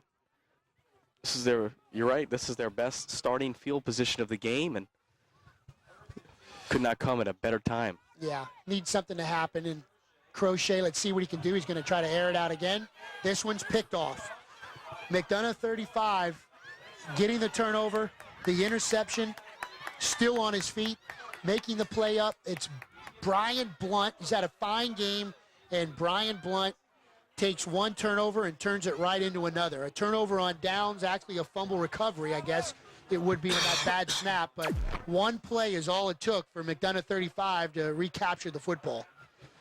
You get a chance to see it here. This young man, number 5, Brian Blunt, we've talked about him a lot. He's listed at 6'2", 180. He's a tall, imposing DB and a playmaker in his own right. You see it right here, just his ability to just take back this interception. And nice job by Clifford Chapman, who almost had a piece of the ball initially as well. But again, this McDonogh 35 team hustling all night. You know, after his teammate comes up with the pick, Clifford Chapman runs upfield and starts to lay some downfield blocking. I mean, that's what you do when things are going right. You kind of make your own. You know what I'm saying? Even on the touchdown pass that was deflected off a Salmen defender. I mean, you kind of make your own mojo. They say that a lot in basketball. When you're creating fouls, you're getting the foul call, when you're making those plays, and we're seeing that a little bit on the gridiron tonight. Carlos Henderson, we've seen a lot of him, and I hope you've been able to watch and see just how sensational the talent that Utah is getting. And you read the numbers that he put up last week against East Jeff, and you see those numbers were true as he's having another sensational effort tonight. And look at this, still on his feet, Carlos Henderson, the man that won't come down, takes 3 different Spartans to surround him before he's corralled. But again, I mean, changes direction, squirts through blocks, avoids blocks, and is as fast as a guy that goes from 1st to 4th gear, as you'll see. you see his shiftiness right here on this play, and originally develops where it's just going to run in between the tackles, and great blocking by his offensive line up front. And after that, it's all Henderson making something really of nothing after getting past the initial block. You're right. Maurice Simmons, Daquan Johnson, Glenn Hoofkin, Jimmy Sims, some of the guys doing the job. It's the end of the quarter. We step aside in the Cox Ford game of the week. McDonogh 35. They are 12 minutes away from advancing once again into the third round, leading Salmen 22-0 in the Cox Ford game of the week.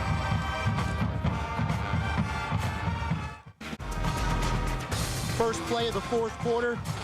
McDonogh 35 keeping it on the ground, and again, more extracurricular activity after a play. This time, McDonogh 35, a little overzealous on the offensive line. 22-0 our score. Carlos Henderson has been sensational, as usual. 2 long touchdown receptions that he did most of his work with yards after the catch. Take nothing away from Willard Cheatham, whose 3 touchdown pass performance tonight comes on the heels of a 2 touchdown effort and 190 yards passing, including a game-winning touchdown pass on a 4th and 18 last week in the win over East Jefferson. McDonogh 35, highly impressive in this football game tonight. Salmen right now, again, just trying to get the ball back, and offensively, it was Henry Glover stepping into the shoes left by Chris Thomas, who, speaking of injuries, went out with a knee injury a week ago. The Spartans have had no answer to fill the shoes tonight.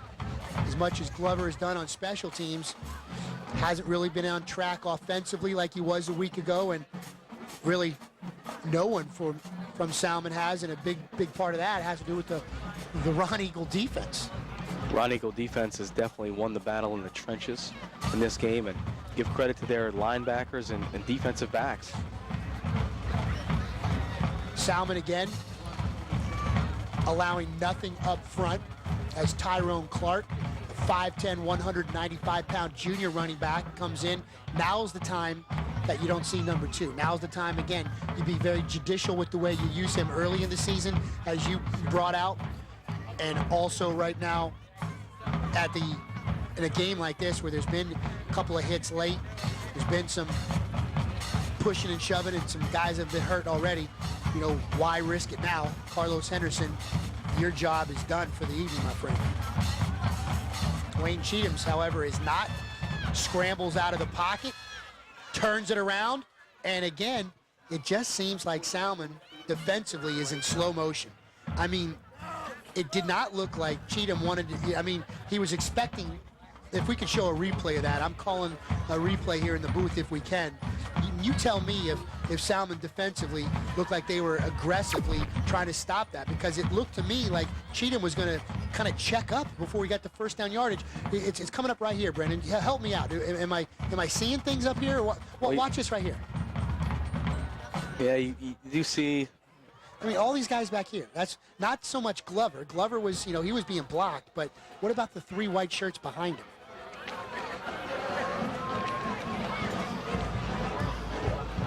Again, this 7-game winning streak, Salmen has outscored opponents 225-81.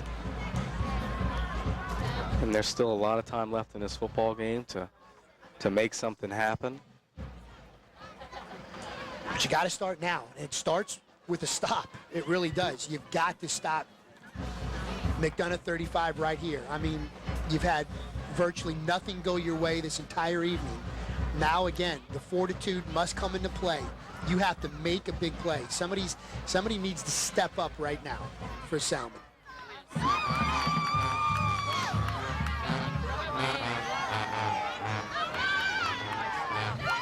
Close to first down yardage.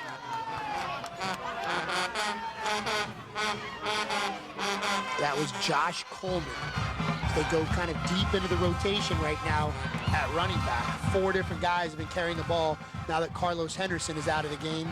You've seen some Isaac Brooks, you've seen some Tyrone Clark, and on that run, you saw some Josh Coleman. And again, we talked about the depth of this Roneagle football team. The ball's on the ground here. Yep, on the turf. That's what I'm talking about, making a play. You have to be opportunistic, ball to turf, come up with that, make a play. You make a play and it kind of helped it, but yeah, the Don Bone red zone, you're kind of in and out of it. You're just inside it. Ball marked at the 19-yard line after that play, and again, time just a-ticking. And right now it's ticking on Salmen's season, a 9-1 record, and certainly not playing like it tonight.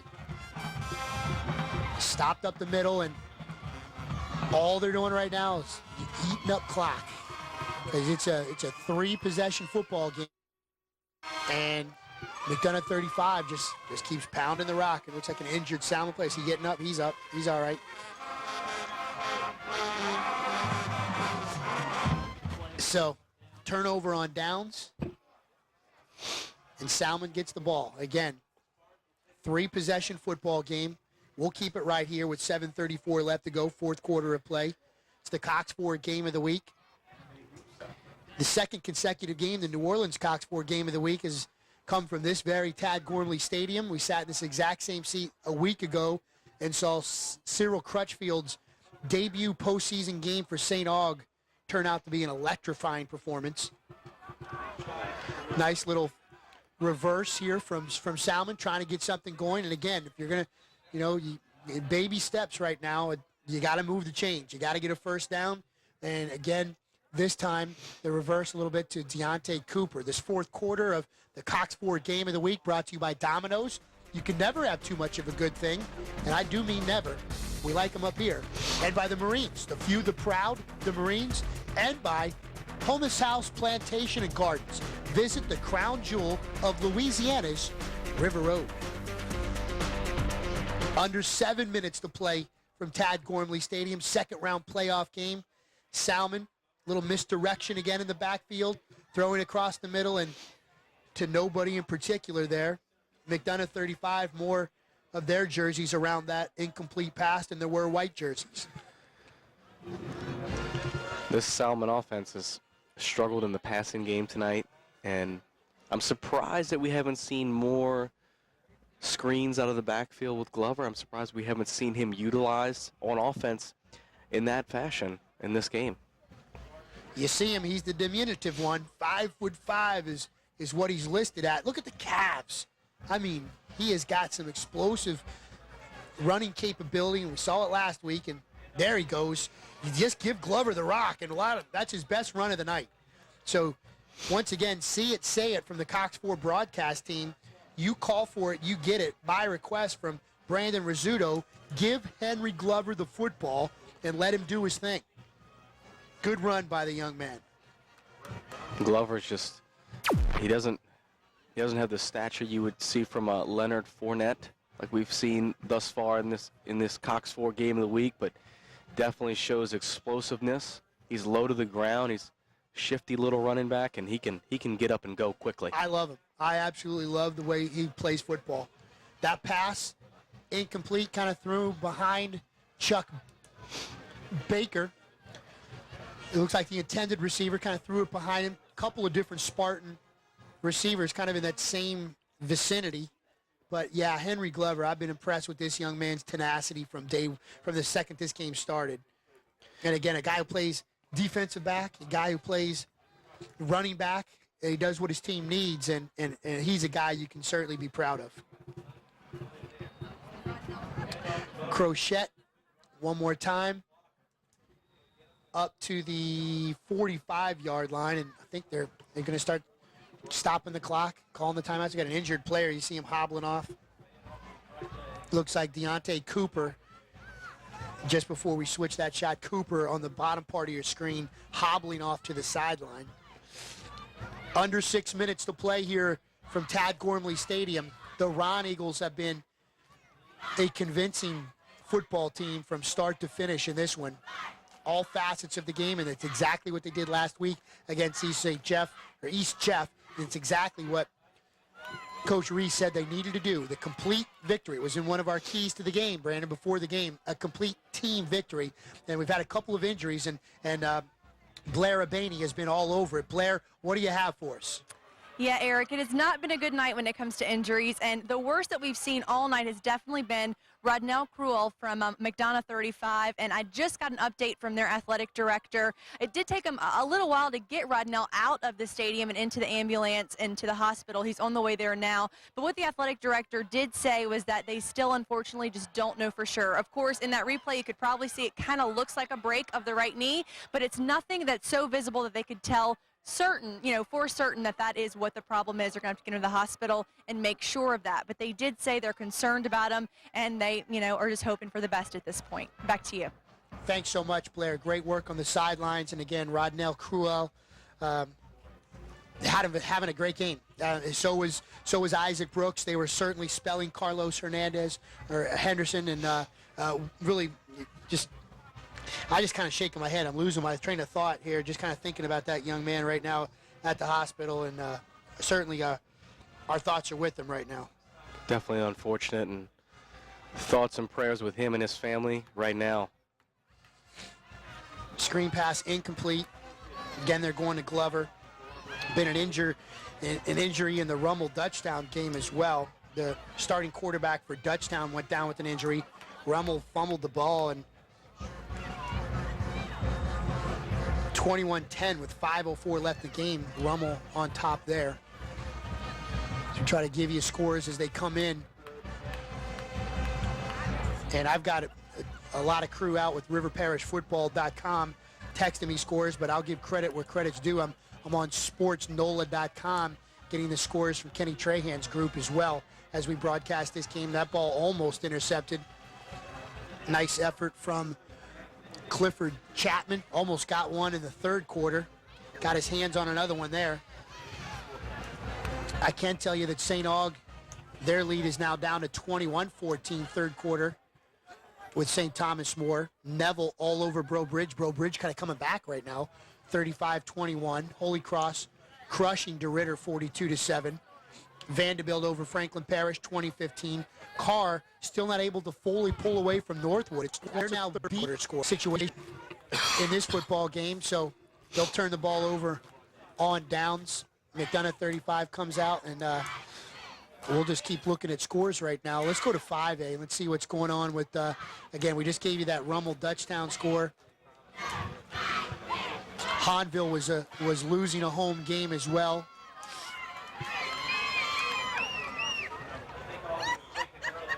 Lou Valden squad we talked about Bill Stubbs' team starting the season with 4 straight losses, just like the Saints. It's exactly what the Hahnville Tigers did, and they have since won out. They won 5 consecutive games. We saw them beat their rivals, Destrehan, after falling behind big time and winning that game in overtime. Cheatham, that's a smart move there, just going down in a broken play. But, I mean, we saw Hahnville and what they did with Sergio Medina in the backfield. And currently right now, look at this. They're coming back. They're now beating Parkway 28-24. They were down 24-7 in that game. Hahnville, another team that came roaring back against St. Paul's last week after falling behind 14-0. Hahnville, if they pull that out, just indicative of their season. They've been fighting uphill all year. On the play. The secret has been... Dead ball, unsportsmanlike. Defense. Dead ball, unsportsmanlike. Offense. Pair of unsportsmanlike penalties will offset, but go ahead. The secret to the Hahnville Tigers' success, I mean, we talk about Medina. You kept telling me the last 2 weeks on how Hahnville turned it around, a great running back, and had a chance to see him against Destrehan. And I know some FCS schools were onto that young man as possibly playing linebacker. I think his stock has risen with him playing running back as well as he has. It's been incredible to see what he's been able to do. The fumble on the play, Salmen's got it, and look at Henry Glover go. Henry Glover's into the end zone. How about that scoop and score? Under 4 minutes to play with lightning quickness. Hang on, this game's not over yet. Henry Glover puts it into the end zone. Somehow the clock is still moving. It says 3:45. Guys into the end zone. The clock is still moving. Now at 3:42. He literally scored 12 seconds ago, people. Henry Glover scored a touchdown. The clock here at Tad Gormley Stadium just kept ticking away. So, tell you what, I hope Coach Leonard had a chance to see that. There were some of the refs. That clock, everyone's looking at the great play by Henry Glover, and the clock just kept moving. But how about Henry Glover? We talked about this young man's athletic ability, and we just saw it right there. Henry Glover is a senior, and hopefully he gets another chance on the next level, because you know how college recruiters are, Eric. They look at a guy and they see size. That's all they see. And going to Glover for the 2-point conversion, set things up. He puts the ball on the turf, and McDonogh 35 will pick it up, and a no-go for the 2-point conversion. The U.S. Air Force airing it out play. Well, in a game like this where we've had a couple of screen passes go for long runs afterwards, how about an interception? Yeah, we've had it before in the Cox Sport Game of the Week. Do we have it? You want to roll it, Laura? Go for it. The airing it out, U.S. Air Force airing it out play of the game came on a defensive style because Brian Blunt, 6'2", 180-pound defensive back, came up and made a play, people. And I'm talking about scooping it and turning around and getting some yards after the interception. Yeah, that's exactly what he did. Tremendous play by Brian Blunt. And it was just moments after his partner, good friend, got injured in this football team, and they turned a turnover right around. They had just turned the ball over, actually, the very play before that. So if for the second time of the year, our U.S. Air Force airing it out play was actually an interception on a fine defensive play, and I'm on board with that. I think it's a good call by the guys in the truck and the girls in the truck. Solid effort, good call, and a great interception by Brian Blunt. Like we've talked about all night, we have the A-team here. I mean, we have a great group, great production crew. We've had them all season. It's been a joy working with everybody, including yourself, Eric. Hey, I appreciate it. I've had a blast on it. This is the first time I've done regular play-by-play. I'm always the fill-in guy. You know, whether it's Tulane baseball, whether it's Zephyrs baseball, a couple of Sun Belt Conference games. They didn't like Richie either. So Cox Sport gave the 45-year-old out of Findlay, Ohio, a shot to do regular games on a weekly basis. The onside kick doesn't even go off. But yeah, it's been a blast doing these games every week, getting a chance, you know, to kind of prepare and get ready for games and kind of get into a flow with the crew. It's been a blast. For the play, illegal substitution, 12 men on a kicking team. 5 yards, we're going to re-kick. All right, so there you go. Why not, you know? Kind of like pulling the goalie. But wait a second, you can't put an extra guy out there in the onside kick. So the hands team up for McDonogh 35, and the onside kick team for the Spartans will reload and lock after a touchdown gets them on the board to avoid the shutout.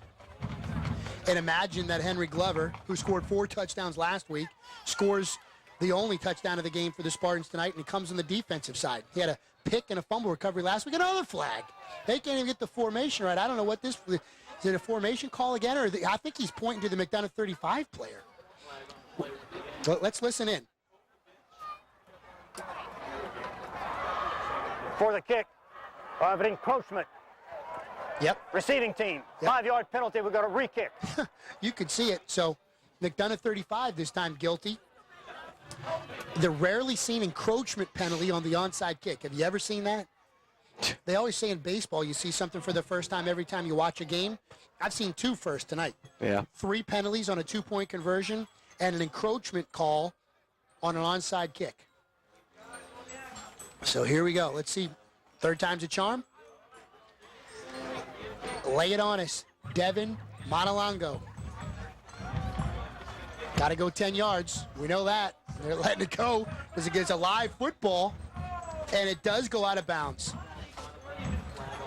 That was amazing. That ball, like, once again, there's been plays in this game that literally you think like where the ball went out of bounds, first down. Like you're watching the game in slow-mo. It's like no one knew how to react on that. The Roneagles certainly weren't prepared for that on the right side. You knew they're going to onside kick. You get a replay of that, Laura. I think it's worth it just to see what happened on the right side over there and to see if any Salmen players had a chance to jump on it. Wow, that was a huge play because Salmen gets that football with 3:41 left.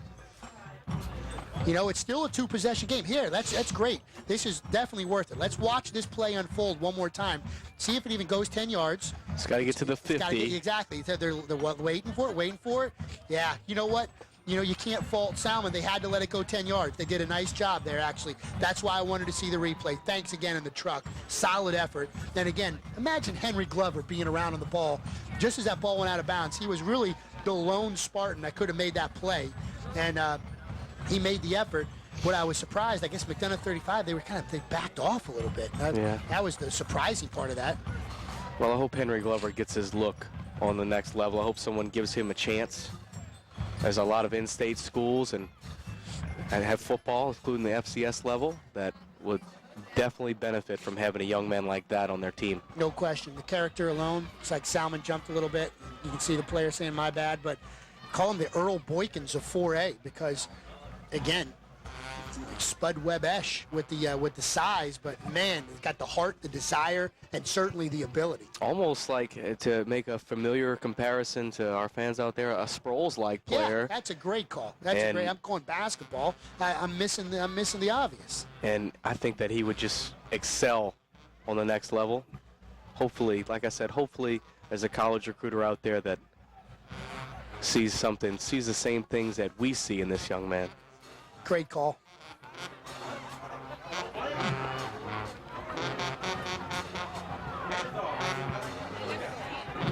Quick run, Brooks, inside Salmen territory where they've spent most of the night, down to the 45-yard line. McDonogh 35 from start to finish, not Brooks. That was Josh Coleman on the carry, 28-26, looks similar. So Hanville has fought back, taking a lead. Rummel leading 21-10 over Dutchtown with 2 minutes left, the #1 5A team in the state. Headed to the fourth quarter now, St. Charles trailing 14-7. Notre Dame Crowley. That ball went on the ground. Heads up play by Willard Cheatham, downing the ball as now under 2 minutes left to play here from Tad Gormley Stadium, where for the second consecutive year, McDonogh 35 shocking everyone with playoff wins, maybe shocking everyone except themselves. Last year, they walked into the postseason and knocked off Fair Parks and St. Aug. St. Aug, obviously the team that they always start the season with. They started St. Aug's season with a loss, and they ended with a loss. And the next week after that, they lost to Neville, who went on to eventually win the state championship. Time on the field. Let's step aside. Coxport game of the week. We're down to 1 minute and 40 seconds left to go here from Tad Gormley Stadium. 22-6 our score with the Roneagles on the verge of victory. When did auto insurance become so complicated? Why do accidents happen fast? It's been a little shaky from the Spartans tonight. Back here to Tad Gormley Stadium. 22-6 our score, McDonogh 35. Another penalty coming out. So, again, the winner advances to face the winner of the Turlings Catholic Bastrop game. Turlings Catholic at last check, leading Bastrop 13-7. Wayne Reese, another playoff victory. Don't call it an upset is what he says. And for the first time in his illustrious career, on the verge of beating a Salmen team. It wasn't this current coaching crew that knocked him off in the previous meetings. This is the first time his McDonogh 35 team has faced a Salmen team as the Spartan crowd starts to exit stage left here in front of us. He got beat by Bill Stubbs a couple different times when he was at Carver, and he wasn't alone. Bill Stubbs, one of the lone men in the planet that has a winning record against J.T. Curtis. I think he's 3-2 against Curtis. In all three state championships, he either beat Curtis in the finals or beat them on the way to the finals. And that's something that Riverside certainly appealed to them. Now with the redistricting, probably back again. Well, of course, now Curtis goes to 3A as they're moving up. And that pass is, I believe, picked off. And just, no, they're going to say incomplete. But how good of an effort was that from Ivan Brooks, who looked like he had an interception. Again, they want to compete with Curtis, but now Curtis goes from 2A to 3A, where they'll be in the same district as St. Charles, along with Evangel and playing up in 3A as well. But look at this. One more look. On his shoulder. It might have popped out right there, but man, it was so close. He had it for a long time. So he actually close. covered our camera shot with his leg, but he had the ball started at his helmet, his neck, and his hip, and it wound up below his belt, and apparently, according to the refs, onto the turf. Little screen, Glover, and he's down. And again, the effort. See, that's what I would have expected to see a lot more of in this game, to try and get him more involved and just to keep the defense honest.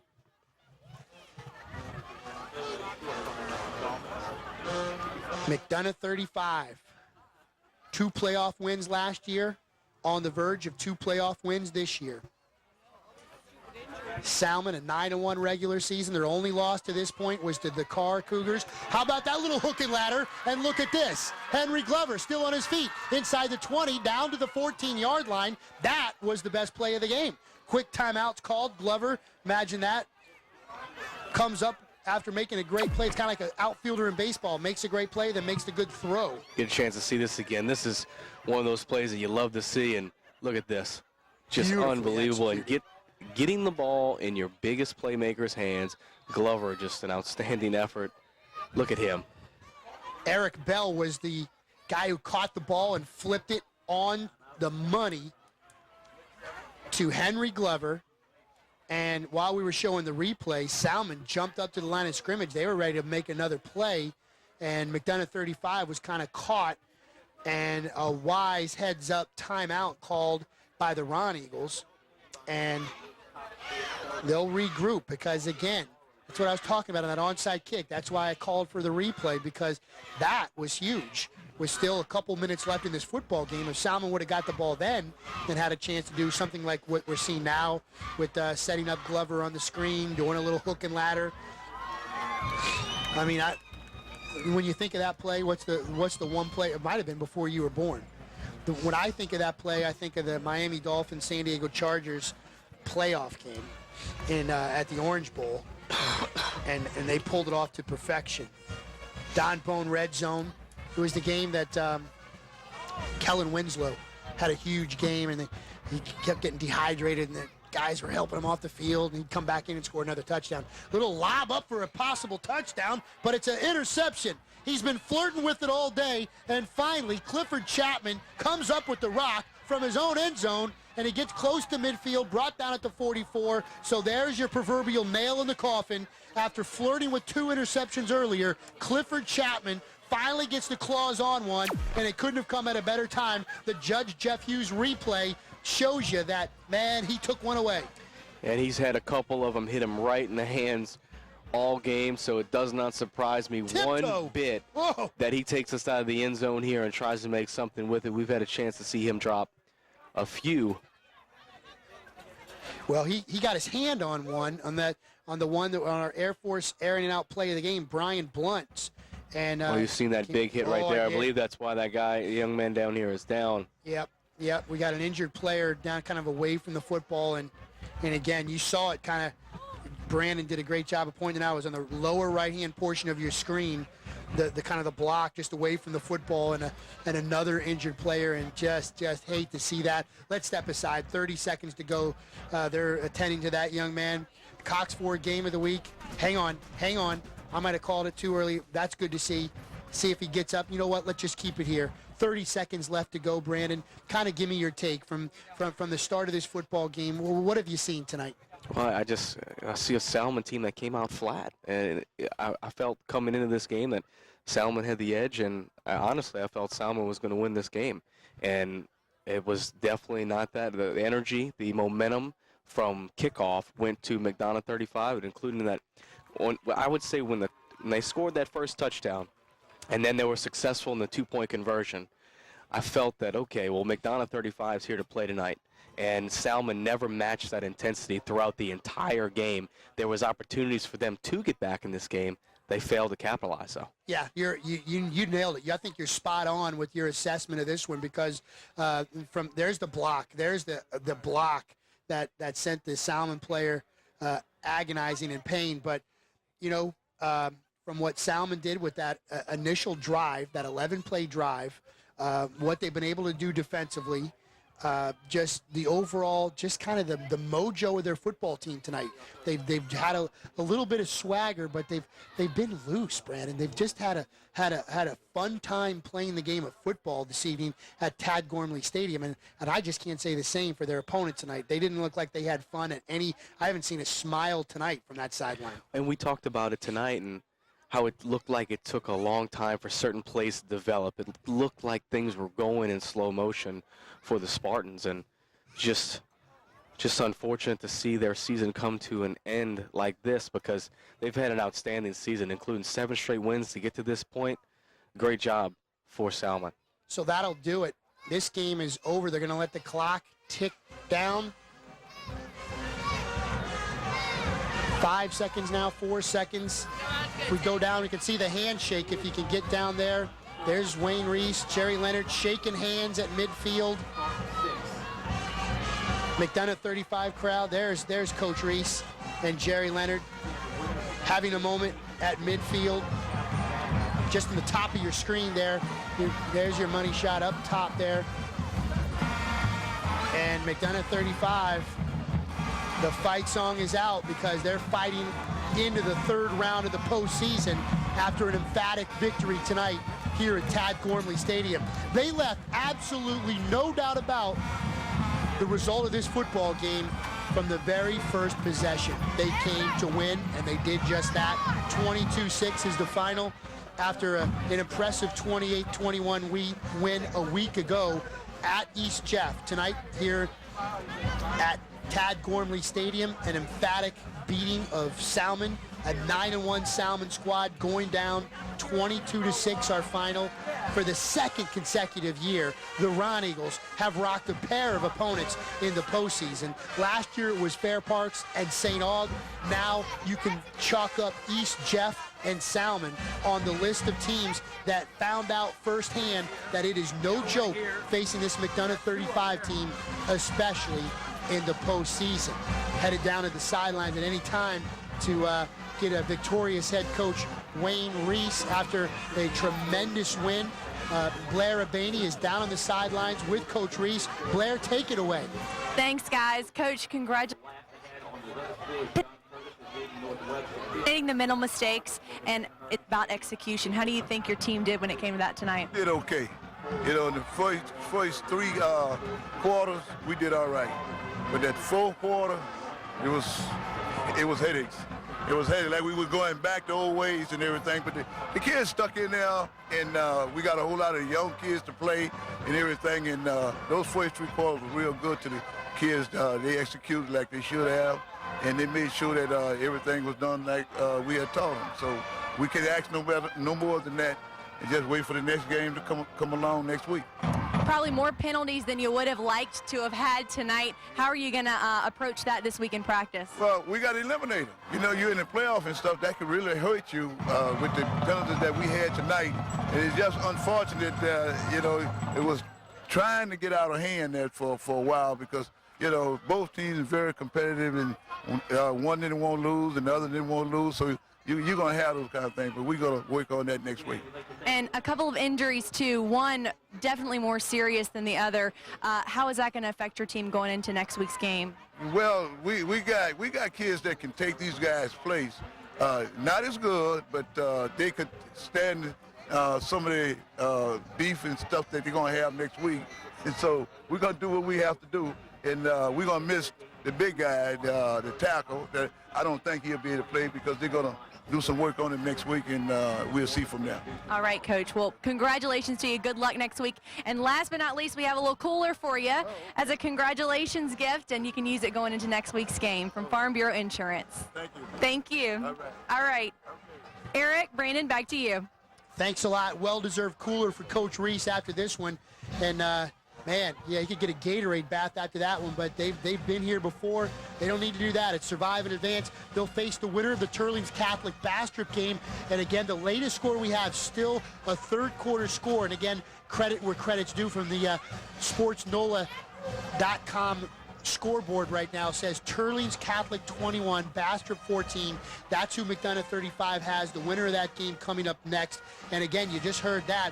We thought, again, the real serious injury to Rodnell Cruel, the running back, who's, again, just horrific injury to the leg and the right knee. It looked like a break or a hyperextension, whatever the eventual diagnosis is. What caught me by surprise right there from Coach Reese was the fact that he said that it looked like Kenneth Santa Marina wouldn't be ready for that next game, and that is a huge blow. The left tackle, one of the top offensive linemen in the state, and it's got, again, every big college in the country after him, and it looked like Coach Reese looked like Alabama wanted him.